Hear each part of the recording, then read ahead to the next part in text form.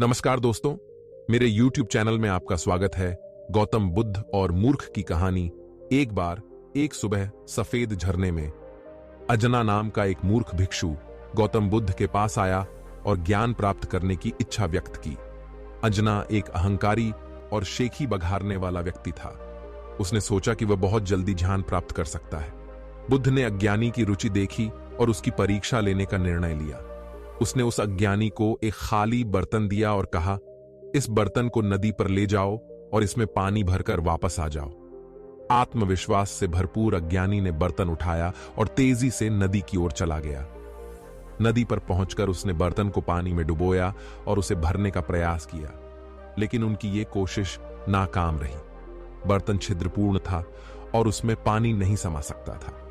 निराश और परेशान होकर अज्ञानी व्यक्ति बर्तन लेकर बुद्ध के पास लौटा और कहा, भगवान, मैं बर्तन को पानी से नहीं भर सकता, यह छिद्रपूर्ण है।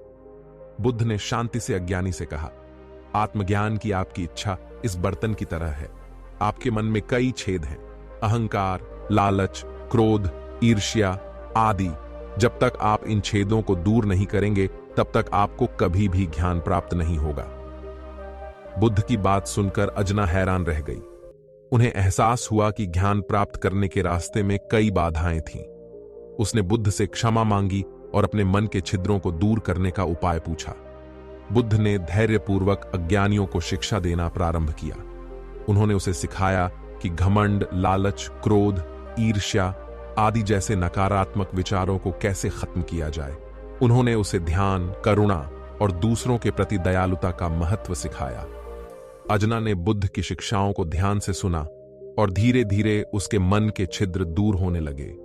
वह धीरे धीरे ज्ञान के प्रकाश से प्रकाशित हो उठा। कई वर्षों तक अजना ने बुद्ध से सीखा। वह एक विनम्र, परोपकारी और बुद्धिमान व्यक्ति बन गए। अंततः उन्हें एक महान अरहत के रूप में प्रसिद्धि मिली। फिर कहानी का पाठ सुने। ज्ञान प्राप्त करने के लिए धैर्य, कड़ी मेहनत और समर्पण की आवश्यकता होती है। हमें अपने मन को शुद्ध और स्वतंत्र रखना चाहिए। गर्व। फिर दूसरी कहानी, गौतम बुद्ध और प्यासा हाथी। एक गांव में सुमन नाम का एक अमीर आदमी रहता था। वह बहुत लालची और कंजूस था। अपनी अपार संपत्ति के बावजूद वह कभी भी दानशील नहीं थे। एक दिन सुमन भोज के लिए बाहर गई।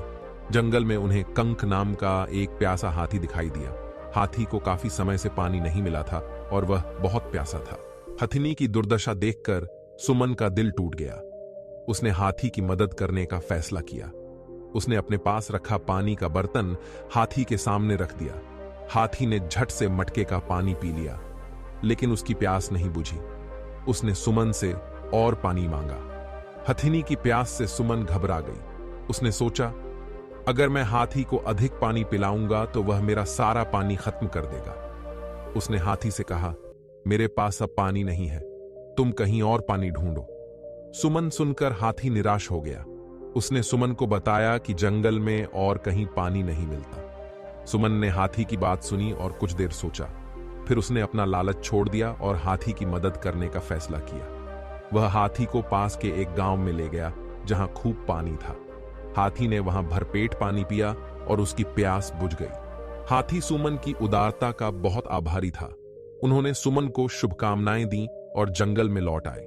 इस घटना के बाद सुमन एक परोपकारी और उदार व्यक्ति बन गई।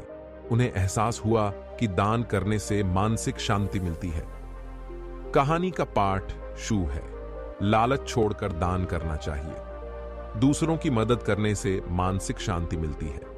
प्यासे जानवरों की मदद करना एक नेक कार्य है। दोस्तों, आज की यह कहानी आपको कैसी लगी और आपको इस कहानी से और क्या-क्या सीखने को मिला, यह नीचे कमेंट बॉक्स में कमेंट करके जरूर बताएं। साथ ही अगर आपको यह कहानी पसंद आई होगी और आपके लिए उपयोगी साबित हुई होंगी तो अपने दोस्तों के साथ इसे फेसबुक, व्हाट्सएप और टेलीग्राम पर अवश्य शेयर कीजिए ताकि और लोगों को भी यह कहानी पढ़ने को मिल सके। वीडियो को लाइक करना और शेयर करना, मुझे आशा है कि यह आपके जीवन में बेहतर होगा। मेरे साथ रहो और अगले नए वीडियो में मिलते हैं।